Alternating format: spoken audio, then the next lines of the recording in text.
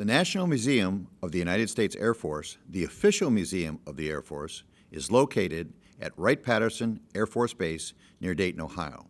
First established in 1923, the museum is the oldest and largest military air museum anywhere in the world. The museum is very large. It opened at its current location in 1971 and has grown steadily over the years.